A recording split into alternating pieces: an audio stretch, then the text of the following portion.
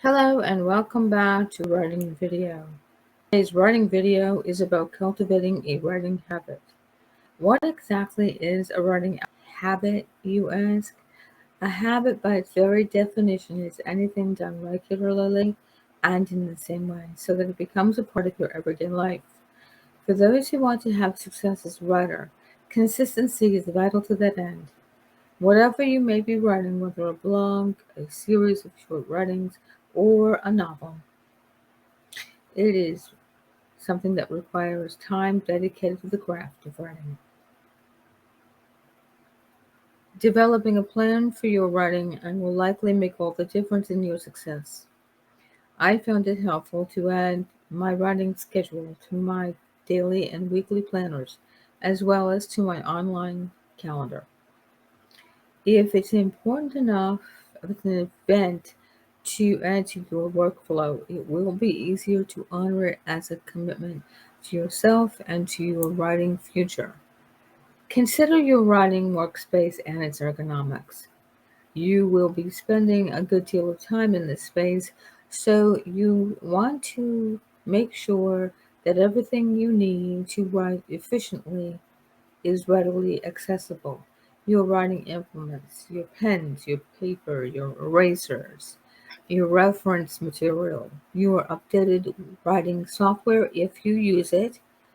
Um, by the way, I use Noveler and I love it, and it makes it easy for me to do this because everything's right at hand, easily accessible.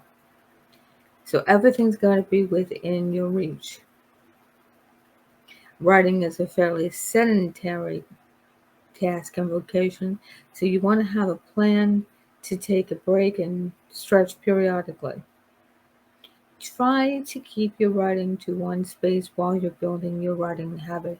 A lot of writers will take their writing out on the go. I've studied with a few people who write on trains and public places, who go and walk about and find inspiration and begin to write everywhere.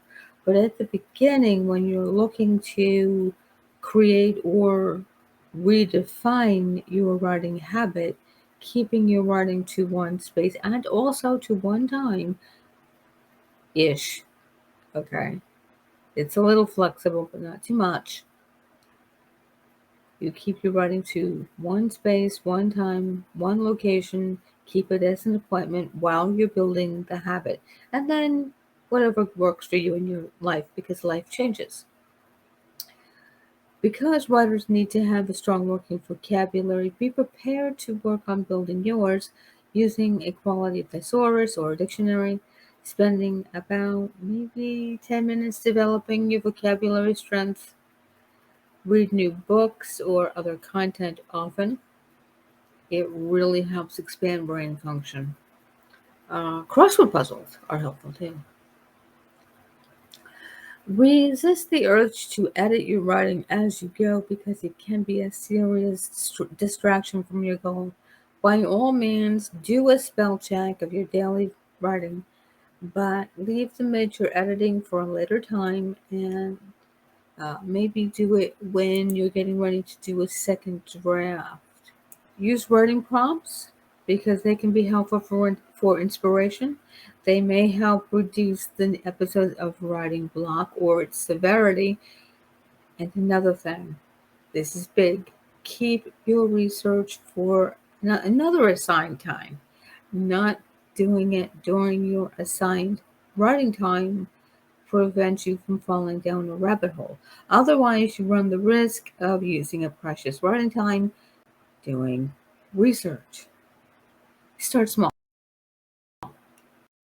I discussed earlier video and I wholeheartedly believe it is the best approach to begin.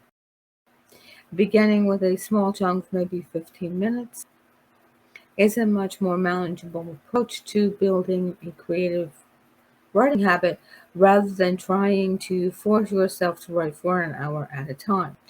The time will come, and so will your word count and your skill.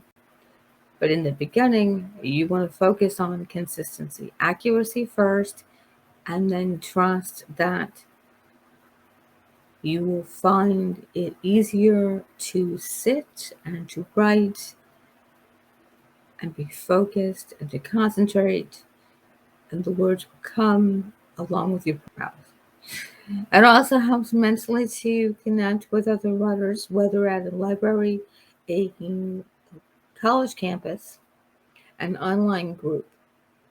It helps with time management as well as accountability, which is why I'm so grateful for literary gladiators and for NaNoWriMo. Even the most introverted writer needs human contact and support. Until next time, have a great day.